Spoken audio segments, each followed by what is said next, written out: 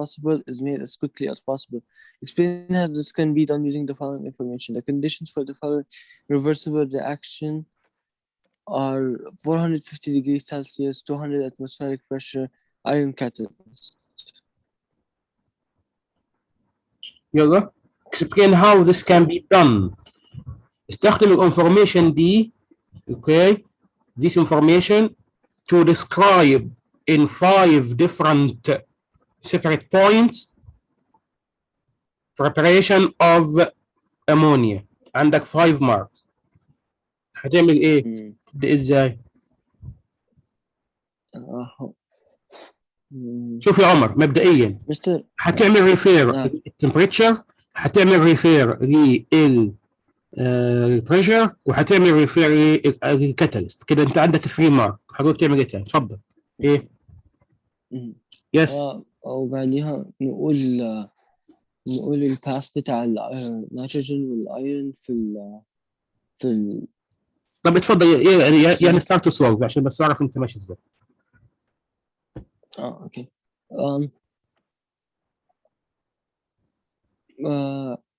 Nitrogen and hydrogen are reacted both at 450 degrees Celsius with 200 atmospheric pressure and an iron catalyst to increase the yield of and the rate of reaction. لا طب انت يعني انت ايه بيسموها ايه؟ انت بتقول هو اصلا يعني اوريدي اكزيست. شوف هعمل ايه يا عمر؟ هكتب كده اهو، هكتب اني هاي بريشر، او هبدا بالبريشر مثلا. اقول ان الهاي بريشر فيفر اللور فوليوم. اوكي؟ الهاي بريشر فيفر مين؟ اللور فوليوم. اخذ عليها 1 مارك. بعدين اكتب in this equation the high pressure increase the rate of forward reaction. تمام؟ يبقى هكتب كده، اكتب ان high pressure favor the lower volume. From this equation, so a high pressure will increase the rate of forward reaction. Point number 3, and high pressure will increase the amount of product. The amount of product هو NH3. شوف انا كده how many points كتبتهم؟ 3 points. وانا لسه بتكلم عن مين؟ عن البريشر بس. فهمني لحد هنا؟ اوكي؟ بعدين طب في حاجه ثانيه يعني اتكلم عن البريشر؟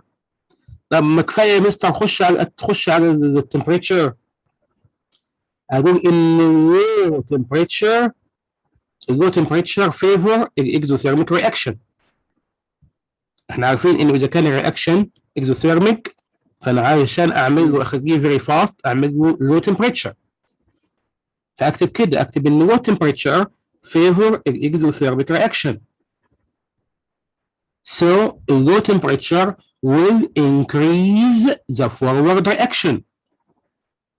With low temperature will increase the amount of product هو NH3. يبقى انا اتكلمت عن البريشر in 3 different separate points، واتكلمت عن التمبريتشر في 3 different separate points. اوكي؟ هخش اتكلم عن الكاتاليست.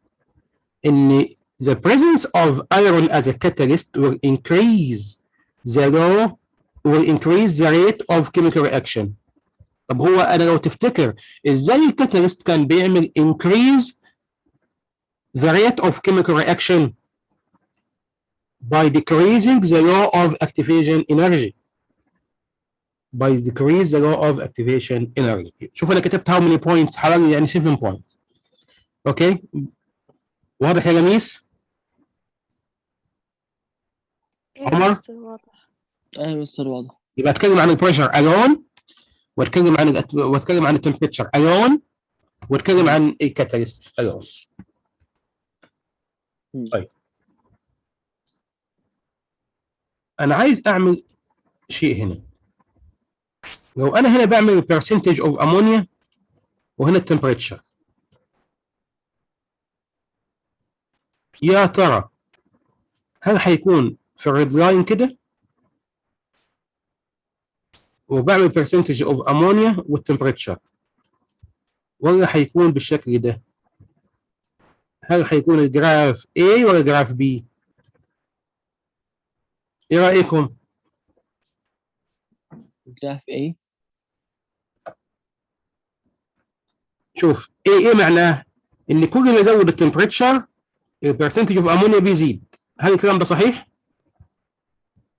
ايوه ايه؟ ايوه. لا ازاي صحيح؟ صح، الفورورد رياكشن اكزوثيرميك مش اندوثيرميك، يبقى لا يا مستر. يبقى المفروض ايه؟ بي. المفروض انه التمبريتشر كل ما تزيد البرسنتج اوف امونيا يحصل له ايه؟ يقل. ديكريز. بنفس القصه انا ممكن اسالك عن البريشر، البرسنتج اوف امونيا ممكن اجيبها لك في نفس الجراف. هذا هيبقى كده ياخد A، ولا ممكن يبقى كده ياخد B؟ ايه رايك يا ميس؟ مين فيهم؟ هاخد البي. ها؟ مستر، هاخد ال A. ايه بالظبط صح. معنى كده ان كل ما البريشر بيزيد البرسنتج اوف امونيا ايه؟ بيزيد معي. اوكي طيب يا مستر، بسم الله. شوف النكست كويستشن كده. تفضل يا عمر. read next question please. the question. اوكي تفضل يلا. Ammonia is manufactured by the Haber process. Forward reaction is exothermic. Describe how the reactants are obtained. Nitrogen, it is obtained from the air as the air is made up of 80% nitrogen. ايوه. Hydrogen is the methane is either methane is reacted with steam or المفروض التانية ايه؟ in the presence of heat or catalyst. مهم. اوكي مهم. يبقى هكتب كده انه reaction of methane with steam. ميثين تاخد عليها 1 مارك. reaction with methane تاخد عليها 1 مارك. with steam second mark. in the presence of heat or catalyst third mark، لان عليها 2 ماركس طبعا زي ما انت شايف. واضحه يا جماعه؟ واضحه؟ ايه بس واضحة. اوكي يلا كمل عمر دي وجاوب يا جميس. عمر will read وجميس will answer the question. تفضل يا عمر read the question. The percentage of ammonia in the equilibrium mixture varies with the temperature and pressure. Which pair of graphs A, B, or C shows correctly how the percentage of ammonia at equilibrium varies with temperature and pressure? pair C. مين فيهم يا جميس؟ pair C. سي بالضبط، برافو عليك. يبقى the pair هيبقى هو سي. ماشي اوكي. What are two advantages of using high pressure? Give a reason for both. ايه advantage of using high pressure؟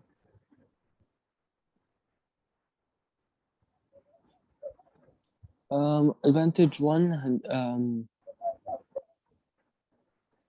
تدينا higher yield.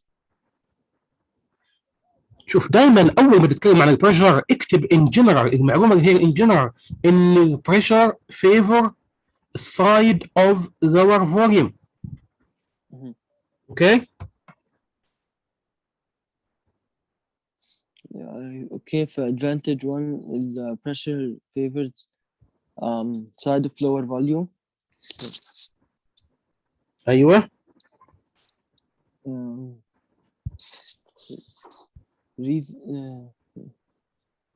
reason is ايوه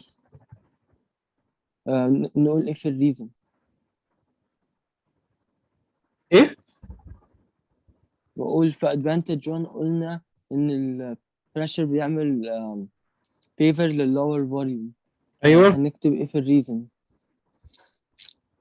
ماشي. الريزن ايه؟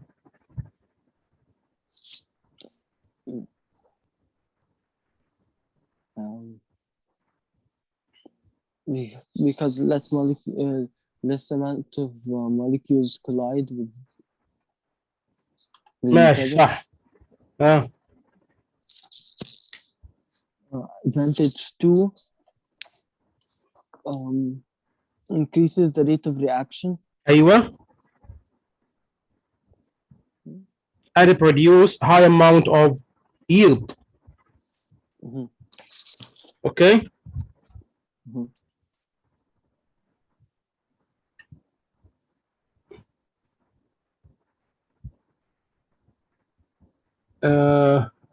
Ramis, can you read B? A higher temperature would give a faster reaction. Why is a higher temperature not used? حاجة صوتك يا راميس، صوتك بعيد خالص، ما اعرفش ليه. A higher temperature would give a faster reaction rate. Why is a higher temperature not used? Why high temperature is not used? First of all, because it's more expensive and أيوة. more dangerous. أيوة. والyield بتاعه is it's more than required or too high.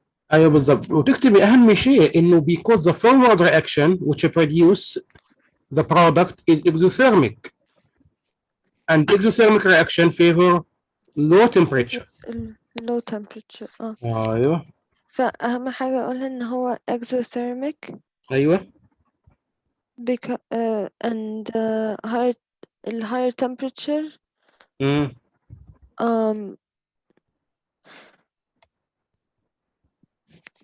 the higher temperature favors the lower side. Backward side. Backward reaction. Backward side. Okay. Backward reaction. Okay. يلا number 2 يا راميس. Why is iron catalyst used as a fine powder؟ عمر جاوب السؤال السابقة. Because it has a larger surface area. Larger surface area. Okay. بعده give to reason why catalyst is used. ليه بنستخدم catalyst؟ To make the reaction happen faster. أيوة. To make the reaction happen faster and to help the reaction happen, to activate the reaction. اللي catalyst decrease the activation energy. Catalyst بيعمل ايه مستر؟ بيعمل decrease the activation energy عشان ابدا التفاعل. decrease activation energy. Activation energy. اوكي طيب دي طبعا بعض sample of question عن الامونيا. شوف احنا قلنا الهابر بروسيس في كلمتين، انما شوف how many question about every single point. بعدين طبعا يا جماعه عندنا ما يسمى بالكربون كومباوند، وهم الكربون دايوكسيد على هيئه CO2 او الميثين. formation of carbon dioxide لازم تكون عارف according to your topic or according to your syllabus. How can you form carbon dioxide? How can you remove carbon dioxide from environment? ازاي بالcarbon dioxide adding to the universe وازاي بنشيله من الuniverse؟ اول شيء by respiration. احنا بتنفس in this moment every single person produce carbon dioxide، يعني بيطلع carbon dioxide. احنا طبعا بناخذ السكريات في جسمنا الجلوكوز مع الاكسجين اللي بنتنفسه فبروديوس كربون دايوكسيد ويدونا H2O وانرجي اللي احنا عايشين بيه. The first one by respiration. Number 2 by the combustion of fuels. إن عملية الاحتراق الوقود بتعمل producing of carbon dioxide. طبعا دي complete ولا incomplete combustion يا عمر؟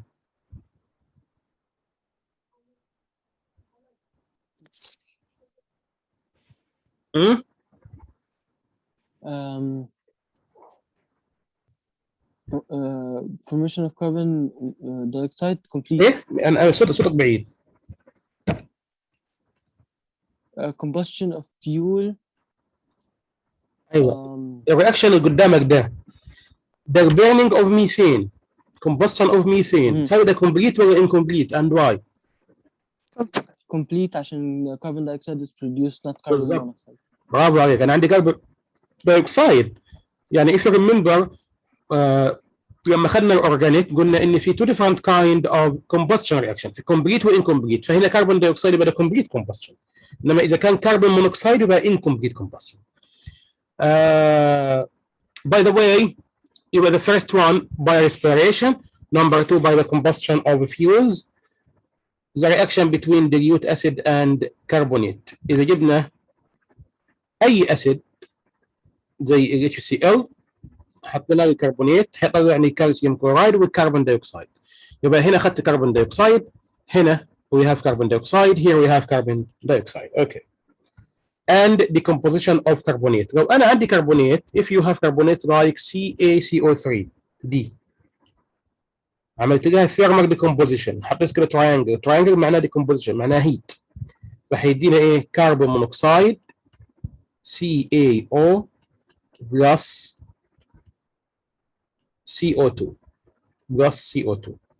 يبقى هنا the first one carbon dioxide by respiration, carbon dioxide by combustion of fuels, complete combustion, reaction between dilute acid and carbonate with decomposition of carbonate. يبقى عندي how many different kind of reaction to produce carbon dioxide? 4 different type of reaction to produce carbon dioxide. Okay? واضحة دي؟ Any question here? شكرا. ده ازاي الكربون دايوكسيد add into the universe؟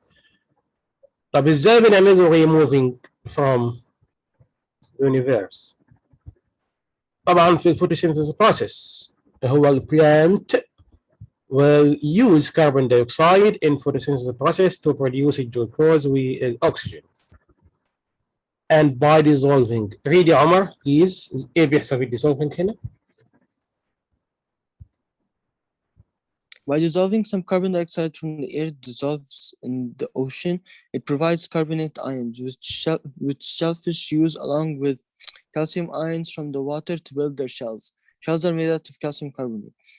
Fish also use them in building their skeletons, but only a certain percent of carbon dioxide will dissolve.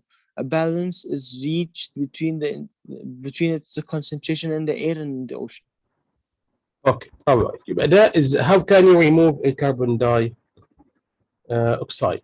By two processes, عندي photosynthesis or by a dissolving. By a dissolving. طيب. في carbon cycle. The carbon cycle يعني how can you add a carbon dioxide? How can you remove a carbon dioxide? طبعا واضح في السايكل اللي قدامك انه تحت هنا في carbon compounds في الفوسيل فيولز. لما عملنا burning الفوسيل فيولز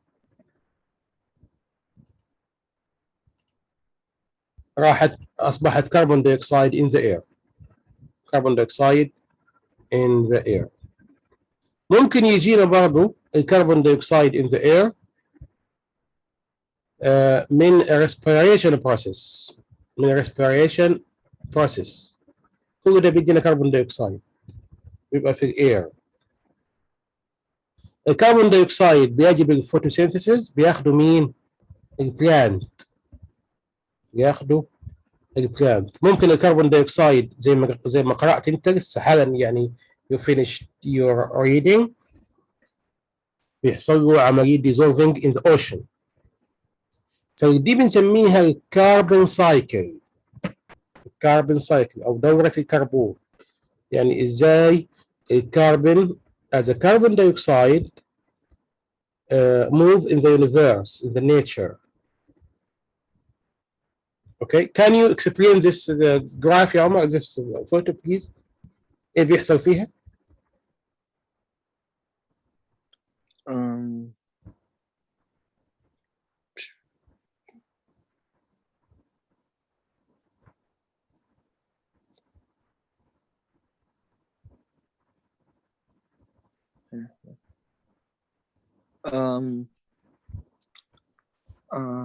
هو carbon dioxide من fossil fuels, coal والبتروليوم والجاز كده is burned which produces carbon dioxide. بعدين carbon dioxide in the air either dissolves in the ocean or is taken in by plants to to photosynthesize and gain nutrition for their own self, which creates carbon compounds in plants. Carbon compounds في الplants دي الانيمالز بتاكلها.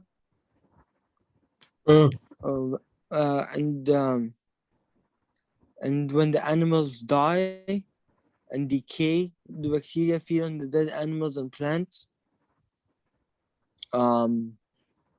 وكل plants animals bacteria, they all respire giving out carbon dioxide. اوكي فدي هي carbon cycle in the nature يعني ازاي بتمشي. Not about the carbon cycle. Read it, Miss. Tell us about this. Carbon moves between the atmosphere, ocean, and living things in the form of carbon dioxide. الكربون مش بيمشي مع نفسه، الكربون بيكون في صورة كربون دايوكسيد. اوكي complete. Carbon dioxide is removed from the atmosphere by photosynthesis and dissolving in the ocean, added to it by respiration and the combustion burning of fuels that contains carbon. Yes. هنتكلم عن الكالسيوم اوكسيد او اللايم. اذا عندنا لايم ستون اللي هو عباره عن كالسيوم كربونات، اذا عملت له كراش، اذا عملت له عمليه هيتنج او هيت وذ كلي، يهمني انا في النص دي اللي هو الهيتنج اوف كربون دايوكسيد. يا عمر هيدينا ايه؟ سوري، الهيتنج اوف كالسيوم كربونات هيدينا كربون دايوكسيد وكالسيوم اوكسيد. يدينا مين؟ هيدينا كالسيوم اوكسيد وكربون دايوكسيد. وكربون دايوكسيد بالضبط صح. الكالسيوم اوكسيد هي اللايم. using of لايم في ايه يا لميس؟ مستر لميس هحتاج تروح الحمام. طيب ماشي اتفضل يا عمر. using of لايم في ايه؟ uses of lime used in making steel from iron, neutralize acidity in soil as a drying agent in industry. ايوه بالضبط كده اهو. اذا حطينا لها ووتر تدينا كالسيوم هيدروكسيد نستخدمه في neutralize acidity in the soil. neutralize acidity in the soil لان الكالسيوم هيدروكسيد طبعا دي يعتبر بيز او الكالي، بيز او الكالي. زي ما شايفين طبعا الكالسيوم كربونات اذا عملناها عمليه ديكومبوزيشن هتدينا الكالسيوم اوكسايد اللي هو اللايم بلس الكربون دايوكسيد اللي بنسميه ثيرمال ديكومبوزيشن. ثيرمال ديكومبوزيشن.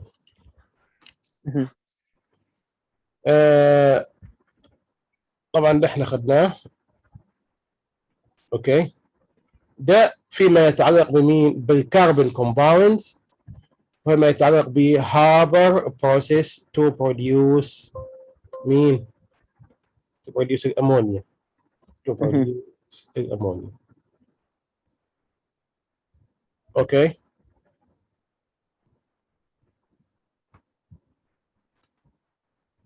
اي سؤال يا عمر هنا؟ لا مستر شكرا. تمام. ده فيما يتعلق بالنون ميتالز يعني او the first part of non metals. the first part of non metals. اوكي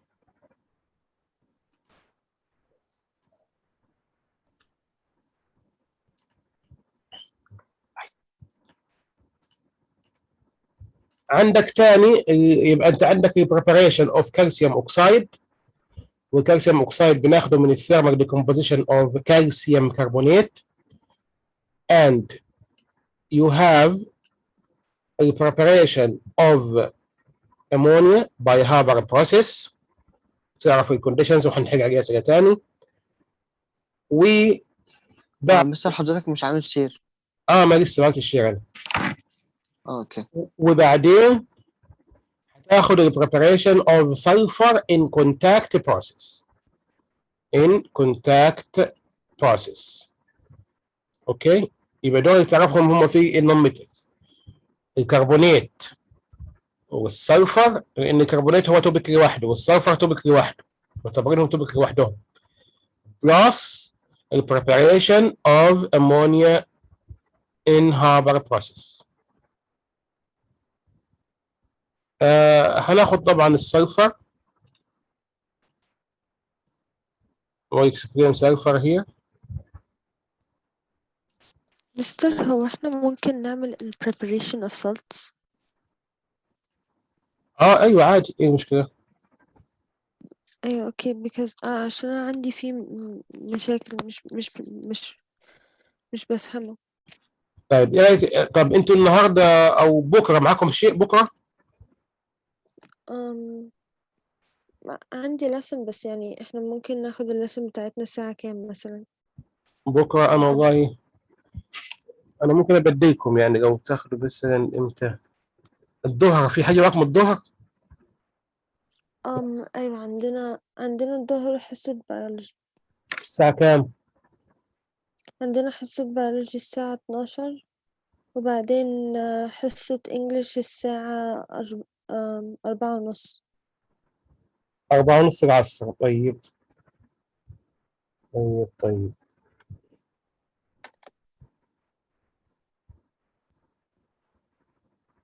طيب يبقى بكره مش هينفع. طب بكره بالليل؟ بكرة بالليل ما عنديش مانع. ايه يا عمر؟ ما عنديش حاجة يا مستر. بكره بالليل. طيب خلاص، خلينا بكره بالليل الساعه ان شاء الله الساعه كام؟ ثواني كده بس انا اشوف.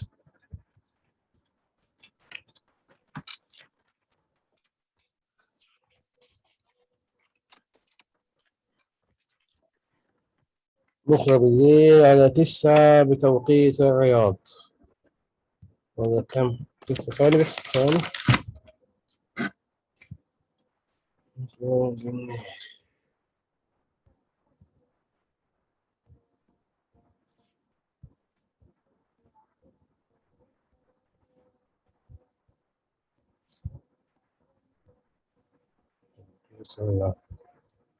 طيب خلوها 8 بتوقيت الرياض، اوكي ولا ايه؟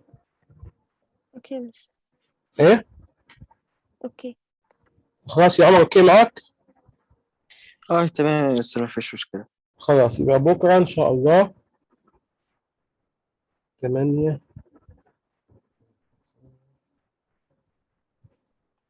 لا مش 8 مش هتنفع. خلي معلش يا شباب، خلوها كام؟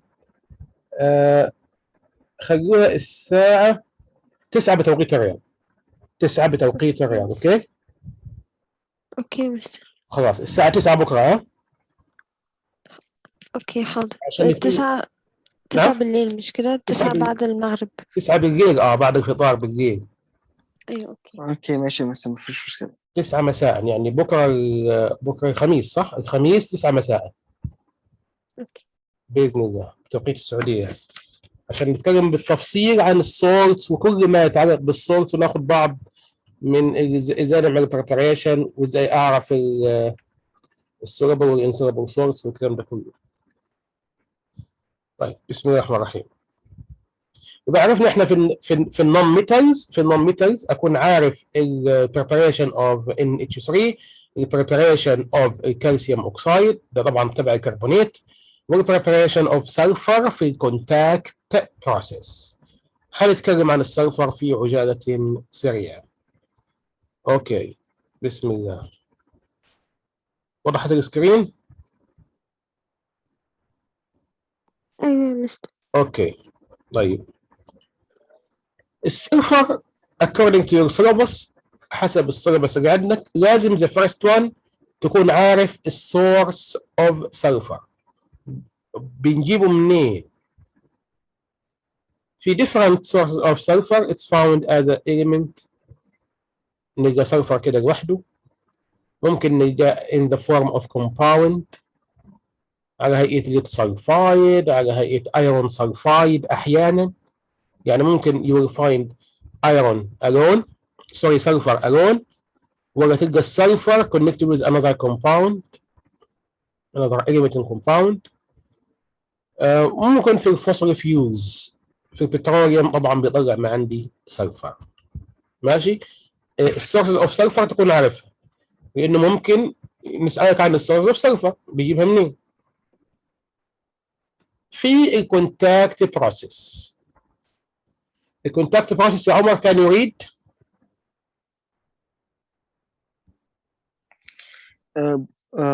contact by the contact process the raw materials are air, sulfur and water, or sulfur dioxide, air and water.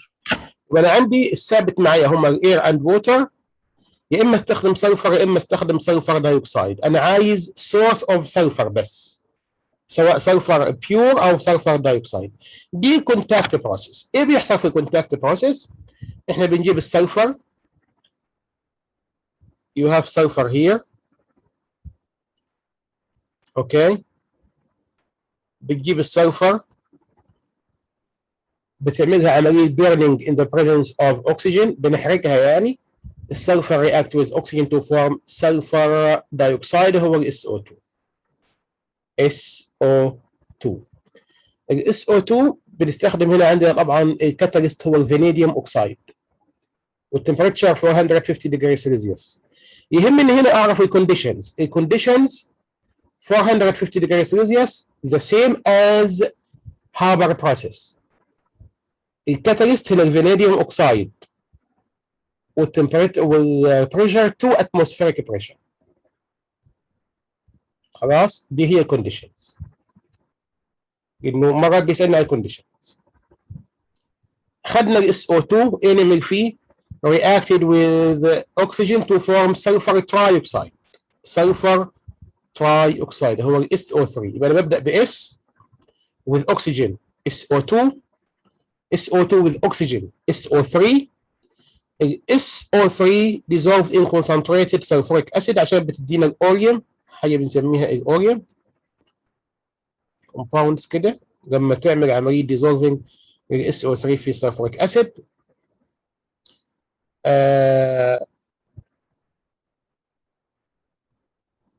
وبنجيب ال SO3 react with water to form sulfuric acid.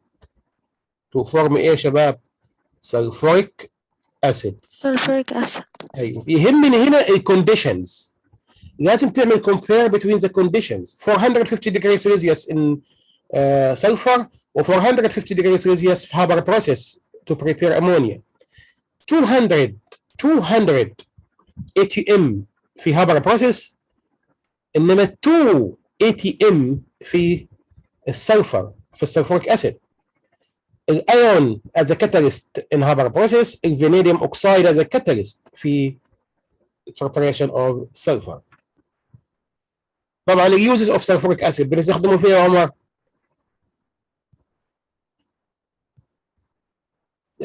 يا ميس ها. Uses fertilizers such as ammonium sulfate, paints, pigments and dye stuff, fibers and plastics, soaps and detergents. بالضبط. كل ده اليوزز اوف مين؟ اليوزز اوف سلفوريك اسيد لازم تكون عارفها، وتكون عارف الكونديشنز. الكونديشنز و 450 degrees Celsius و 2 ATM والفانيديوم اوكسايد. البروسيس بنسميها كونتاكت بروسيس. كونتاكت بروسيس. اوكي.